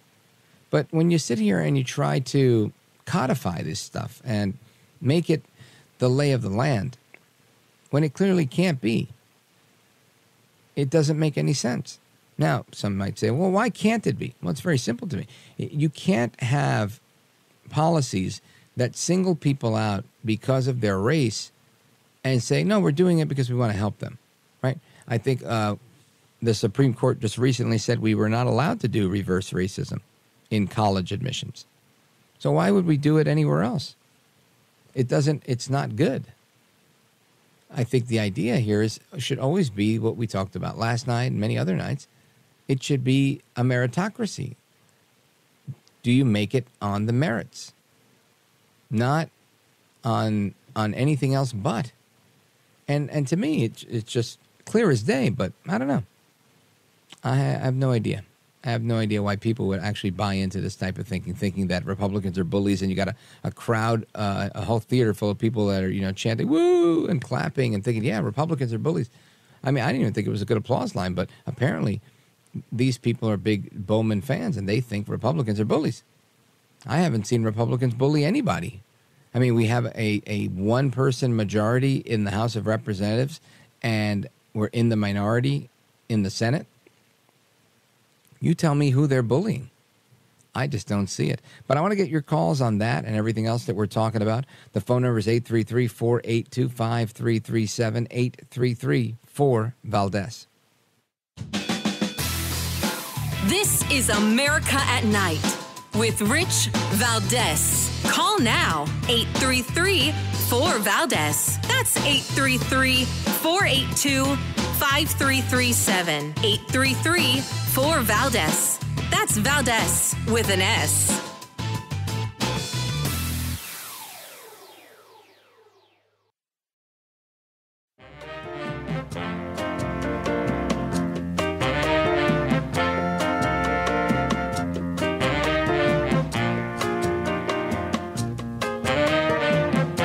Call now, 833-4-VALDEZ. That's 833-482-5337, 833-4-VALDEZ. That's Valdez with an S. This individual, this candidate, this convicted felon plays dirty. He plays ugly. He's done it many times in the past. We could spend the next 3.5 hours listing his lies. We wouldn't get through them. He lies like a rug and gaslights people. And I actually think this could be a very fraught territory for President Biden, or any other candidate who wants to have an equal playing field and really debate the issues. And on top of that, this former president has a number of so-called news networks that will amplify and back up his conspiracies, his gaslighting, and his lies. That is Mika Brzezinski on The Morning Joke today on MSNBC, and she says this convicted felon plays dirty and ugly. Now, you tell me who the bully is here. What did Donald Trump say about Mika Brzezinski? Not a whole lot, right? Every now and again, maybe an offhand comment about her intelligence. But outside of that, by and large, Bowman says that the Republicans are bullying people. It seems to me like it's the Democrats that are bullying people with this type of thing, right? Unsubstantiated, just brutal attacks on people, on their character, on their way of thinking, and with nothing really to show for it, no real alternative. So that's Mika Brzezinski. Now, I want to get your thoughts on this whole Trump stuff, the debate, what you think about Mika Brzezinski, of course, and her commentary here. And I want your thoughts on tipping and everything else that we've been talking about. Let's hit the phones, 833-482-5337, 833-4-VALDEZ. Let's go to KDKA and check in with Bill in Pittsburgh. Go right ahead. Hi, Rich. Hey, I had a sad experience of talking to one of the liberals on KDK tonight. He was actually a pretty good guy.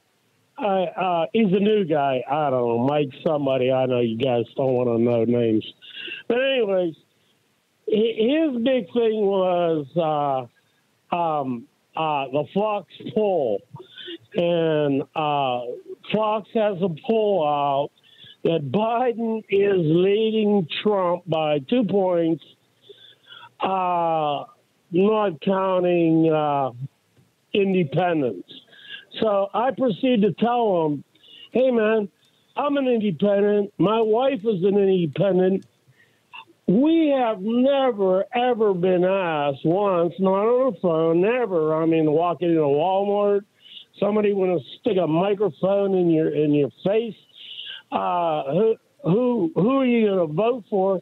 So, my thing is, how could we be so concerned with these polls?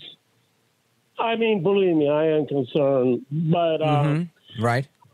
Well, he did. I mean, he seemed pretty good. I mean, he said, "Well, Bill, you said you're an independent, and it sounds like you're a Trump voter." And I said, "Definitely," but all I'm saying is like, these polls are insane, man. Like, well, and the reason why, Bill, let me just add this, because I think you're bringing up a good point. The Fox, the poll that they're talking about, right? This poll interviewed more Biden 2020 voters than it did Trump 2020 voters. So the sample sizes weren't equally split amongst Republicans and Democrat, right? So you had 43% identifying solidly as Democrat, 33% leaning towards that, and then 42% solidly Republican, with 9% and 14% saying independent or other. So the sample sizes weren't the same size from what I can see. And obviously, this is usually the case when you get something favorable to Biden. There's either a problem with the sample size or who they're talking to, right? Instead of dealing with likely voters, people that voted in the last 3 elections, they'll go with just registered voters. And registered voters aren't proven to be, I mean, not proven, but there's not even a real reason to believe they might vote. They may have skipped the last 3 elections. So that's not a real clear indication of what's going to happen on Election Day. The margin of error on this poll also was, I think, at 4.5%. And because the sample sizes were off, it was a higher margin of error on the sample for Trump than it was for Biden, about 0.5 point off. So the bottom line here, I think, is they're dishonest. They say Republicans are bullies. I'll say the left in the media, the left in government, the left in wherever, they're dishonest. And they're trying to make this look a little bit better for Biden than it actually is. But it just truly isn't there. Bill in Pittsburgh, PA, thanks for the call, my brother. I appreciate it. Let's go to Kansas City, Missouri. Check in with Jim, who's listening online from our Phoenix affiliate, KFNX. That's Bill Brady country. Jim, go right ahead. Richie Valdez, how are you? Wonderful, thank you. All right, well, okay, look, I got 2 things. First of all, on tipping, I think people who, for whatever reason, want to withhold tipping, they're either trying to be judgmental and of the person who maybe going to get a tip, or they're envious. And I don't think either one are appropriate, because people who are working for tips right now, unless you're making over $50 an hour, you are not coming anywhere near where you need to be in order to be able to afford to buy a home or make payments on a new vehicle. So there's just, in my opinion, no excuse for going out where you're getting service from someone and not tipping, and you should never hesitate to tip extra. That's my. And the other thing on this debate thing, I think Trump should have one of those little deals in his pocket where he can make his toupee kind of jump up, and do it while Biden's not looking, and just very subtly, and do it completely deadpan, and just make people laugh while Biden is talking. That's funny. Well, you know, on a number of occasions, I used to work with a woman she was on Fox News for a while, Juliette Huddy, and she interviewed Trump on her television show and pulled his hair, and apparently it was all his hair. It was real. It wasn't a toupee. It just, it's like a cowlick, and the way it grows and the way he hairsprays it, because it's kind of thin. But yeah, I'm with you. Do a little distraction, a little smoke and mirrors to fight them, fight fire with fire, I guess is what you're saying.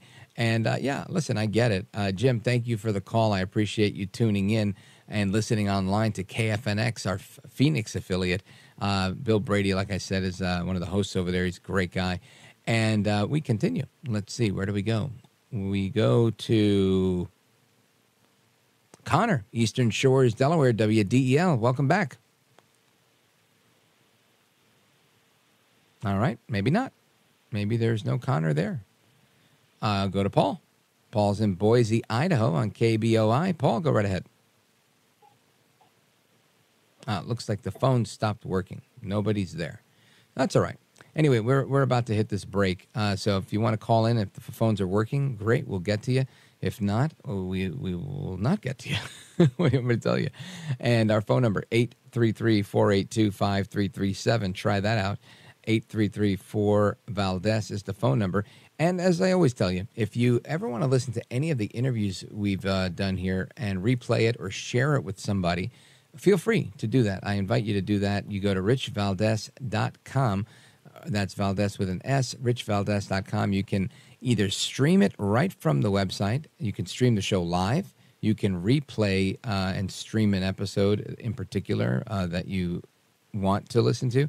Or you can subscribe to the podcast, which is pretty cool. You can do all those things absolutely free from our website, richvaldez.com. You can also check out my social media, and I think there's an area for you to drop a note like, I hate it when you say, or I think you should do this, or oh, you do too much of that, or whatever complaints people have about me lately. And there's always a complaint.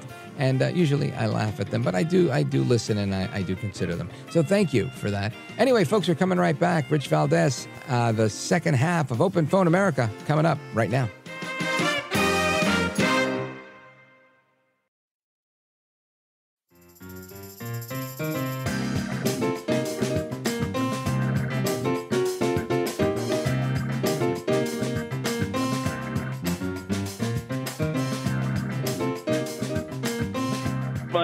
Across America to the liberty-loving Latino, Rich Valdez. This is America at Night with Rich Valdez. Call now, 833-4-VALDEZ. That's 833-482-5337. 833-4-VALDEZ. That's Valdez with an S. All right, amigos, welcome back. Rich Valdez here with you live till 1 a.m. Eastern time. I'm here in the New York area, so we've got about a half hour left, and I want to get to some of your calls. I also want to give you that report on the horrible story of a 12-year-old that was strangled by illegal aliens, and we'll get to that momentarily. First, your calls. Let's go to Grass Valley, California, KNCO, and check in with Mike. Mike, go right ahead. You're on with Rich Valdez. Hello, and I'm so happy to be talking to my favorite Latino oracle. I love your show, and I've spent many, many hours listening to your show. Oh, well, Mike, that's one of the best that's ever been on the air. I mean, honestly, I'd put you right up there with Rush a little, almost to the level of Rush. Oh my gosh, thank you, brother. But That means a lot. I have the thing on the tipping. Now, Yeah. I mean, there's a lot of difference between Denny's and a fancy restaurant. Anybody with common sense should know that. But if I have to order my meal standing up, they are not getting a tip. That's just the way it is. If there is zero table service, there's no Right. tip. I'm sorry. If you're 'cause I'm walking doing away with a work. tray, what are you tipping on? Exactly. Now, I'll tell you. And if you I'll leave tell the you tip on something. the table, somebody's just going to steal it. You know, my daughter. There's a franchise out of California called Habit Burger Grill, and they made their way to New Jersey a couple of years back.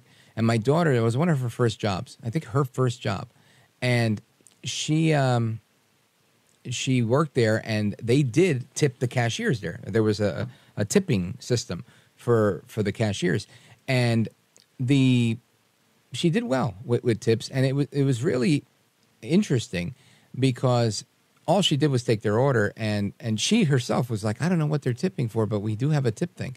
And she found that people were telling her why they were tipping her, and it was because she didn't mess up the order.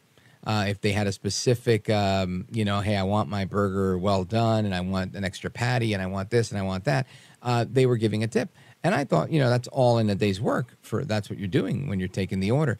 But it became a thing, and I became, a big tipper of ordering my burger at Habit or any other place that's like that and tipping, only because I thought, it made a world of difference to my kid, and I wanted to, to kind of bless somebody else. But I'm with you. I don't really see the need to tip when you're. I think that's what these people in the bank rate survey that we looked at earlier were saying, that there are certain situations people are kind of annoyed about these tip screens that come up when people are not even performing a service where a tip is normally customary. So that's that. And I had a conversation on television recently on Newsmax. It'll be I think this weekend it comes out. With John Tobacco and a couple of others. And the conversation we had was about what do we tip on, period. And one of the guys said, look, I don't know, I tip everybody for everything. I go to the store, I order cold cuts, I tip the guy cutting the cold cuts, I tip the girl putting the shopping bags, the cashier, he's tipping everybody. And he's like, I get it, I feel like a Santa Claus, but I like to do it. And I guess that's part of a bigger conversation is, when do we tip? So I think your policy of, not tipping if you're standing up while you make your order, good rule of thumb, Mike. But I also I tip cash. I won't tip electronically because Joe Biden doesn't need to know how much money these people are making when they only make $20,000 a year, and he's taxing them on top of their taxes. Yeah, so I don't stick always a have 20 cash or whatever on me for the meal in their apron. Yeah, no, you're right. And I think that's the way to do it. And it should be that way. I was a barber many years ago, and I can't imagine if somebody were to be like, hey, can I give you a tip electronically? First thing I would think is, do I have to pay tax on it? Do I have to pay 25-cent transaction fee and 2% of the transaction, or 3.5% of the transaction to the credit card company? I think that's always a concern for people, especially if you're getting a tip that's in a percentage. You're already sharing it with somebody else, and there's nothing worse than having a partner that you didn't even volunteer to take on, like the government or some credit card service. So I think that makes a lot of sense. Mike, good call. I appreciate it. How's the weather in Grass Valley tonight? Well, right now it is 65 degrees, and we're supposed to bump up to 100. Wow. It's been mellow, kind of a delta breeze, but we're going to get our regular, normal summer weather we've been getting my whole life. 50 years of it, it's been the same for 50 years. It hasn't changed.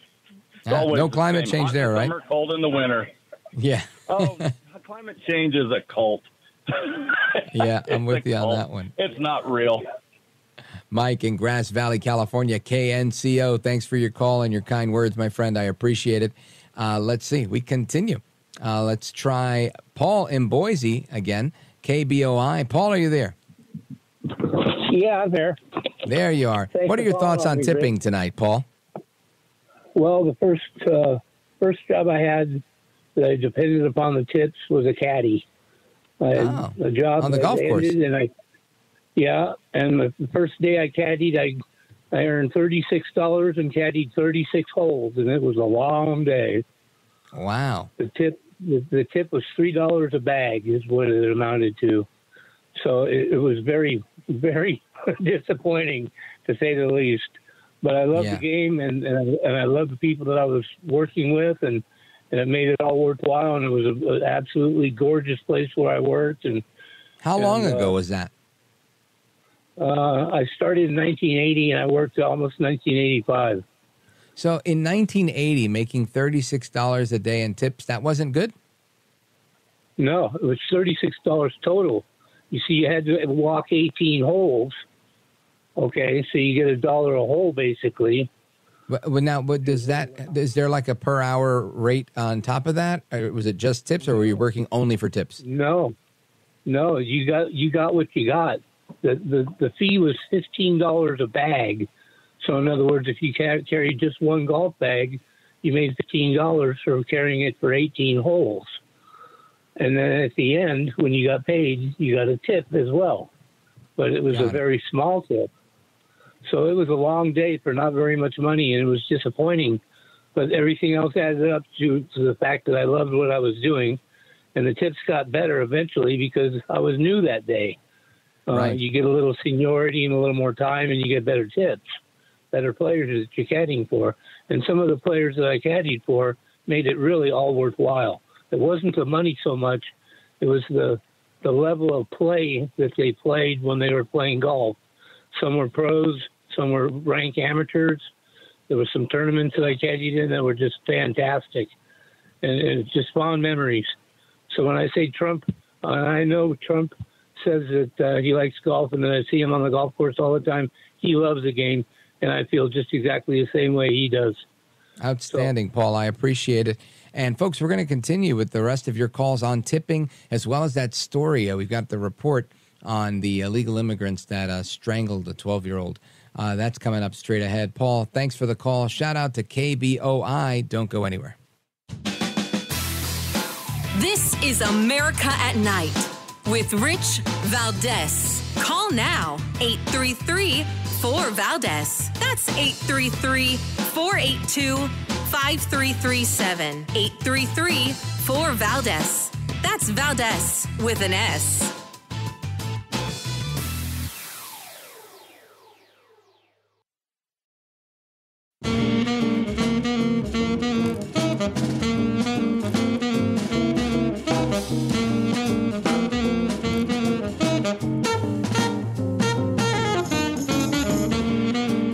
America at Night with Rich Valdez. Call now, 833-4VALDEZ. That's 833-482-5337.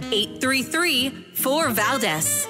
That's Valdez with an S. 21-year-old Johan Jose Rangel Martinez and 26-year-old Franklin Jose Peña Ramos, captured by HPD early this morning and later charged with capital murder of 12-year-old Jocelyn Nungary. HPD detailing a timeline of how the 12-year-old came across the two men. The suspects began their evening at a Northborough area restaurant together. They left that restaurant on foot, southbound. The suspects continued south and were first seen on a camera, and those are the images that we released to you, to all of you and to the public. Suspects seen meeting the victim and talking for a few minutes while they were on Kirkendall. Later, the suspects and the victim walked together to a convenience store, and those images were also released to you guys and the public.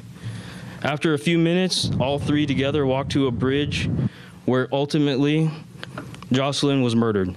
Martinez and Ramos potentially may be facing more charges as HPD admits the investigation remains ongoing. That's Mario Diaz with the report from KPRC in Houston. And again, these suspects, illegal immigrants that have been charged with the murder of this girl, 12 years old, they were recently both caught by Border Patrol and released into the U.S. Their names, Johan Jose Rangel Martinez and Franklin Jose Peña Ramos. Disgusting. Just absolutely disgusting.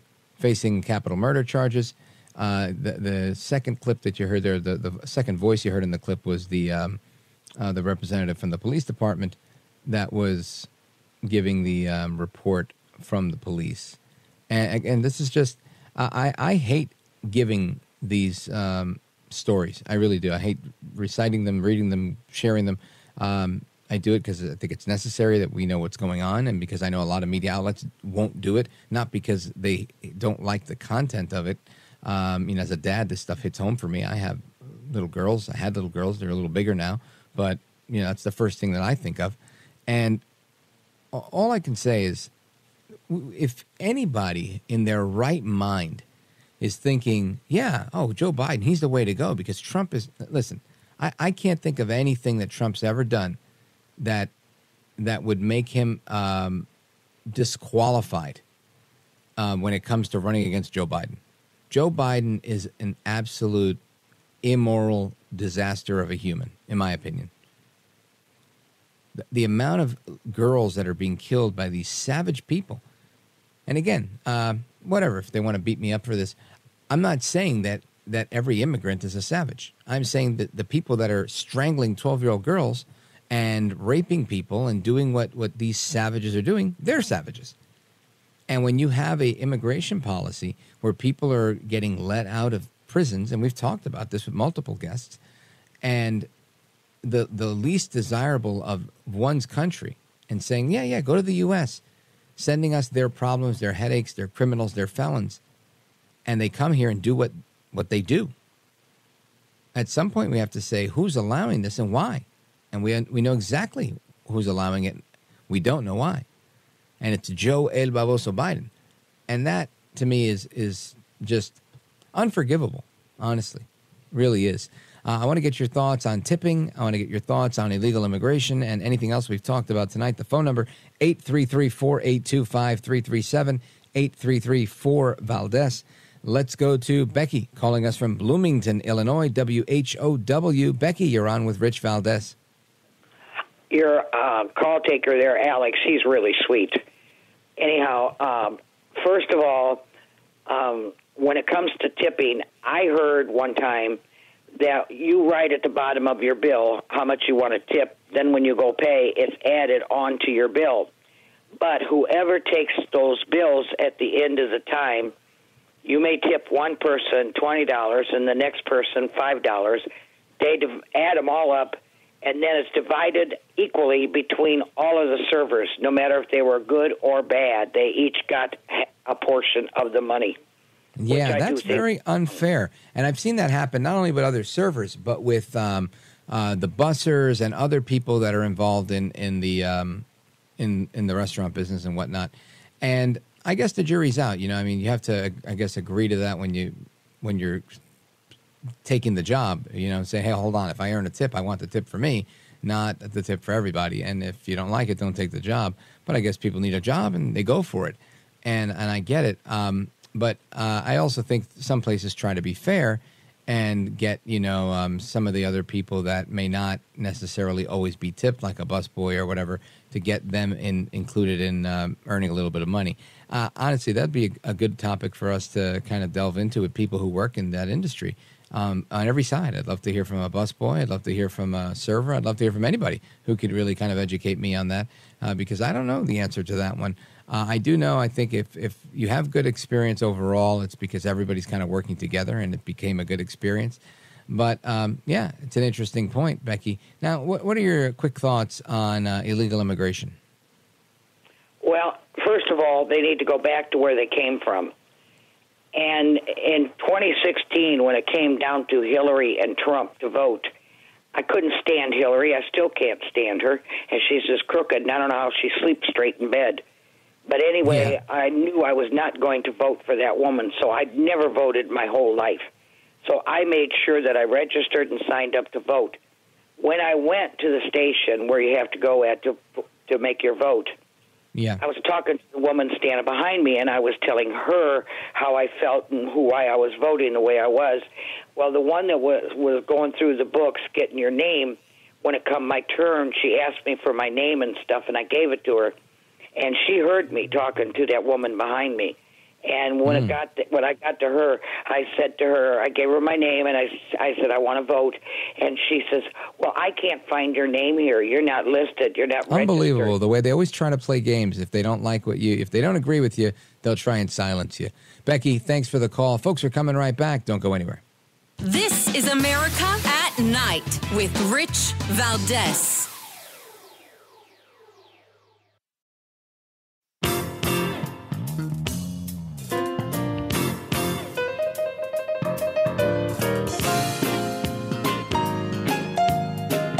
Voted best head of hair in live late night radio 6 years in a row. It's Rich Valdez. Okay, I'm looking at the social media, and I see Mel on WFAS says, I don't see how crooked Hillary even sleeps straight because she's so crooked. Dun-dun-ch. I thought that was pretty funny. Anyway, we continue with your calls. 833-4-VALDEZ. Let's go to Walter in St. Augustine, Florida, WFOY. Walter, go right ahead quickly. Yes, Rich, you're the best. Thank you. Quickly on tips. Always tip because, thank you. Always tip because the person's making a living, and help them keep the faith to make a living. Now, I worked as a doorman in the Sovereign Apartments. You know the buildings by 59th Street Bridge. Sure. And the first night on the job, the other doorman says to me, if you go up to that apartment, Mr. So-and-so, and you don't come down with $20 in your pocket, we'll cut your pockets off. Huh. Look at that. You know who else used to work in, not far from there, on 40, I think it was 49th and 2nd, Tudor City, in the Tudor City building. My dad was a doorman there for a long time. And he did really well with tips and bottles of everything come holiday time. And you're right. Those buildings, though, that part of town, people are a lot more generous. It's, expensive area to live in. But I appreciate the call, Walter, from St. Augustine, Florida, WFOY, former New Yorker that's exiled to Florida. I want to be exiled to Florida, too, Walter. Hoping to join you soon enough. I appreciate it, brother. Let's go to Diane, Chicago, Illinois, WGN. Go right ahead. Hi, Rich. In listening to everybody, it gets different topics. There's the immigration thing is one thing, the migrant thing, and the other thing, and crime. And then I had about tipping because I've been a waitress a lot, and I come from a day when it was more of a humble job. Everybody didn't want to be a waiter. Then it became greedy. Then it became hard to get those jobs, and then I worked in 5 hotels, and I also worked as a waitress, but it became embarrassing to even be asking for a job because you couldn't get the jobs anymore.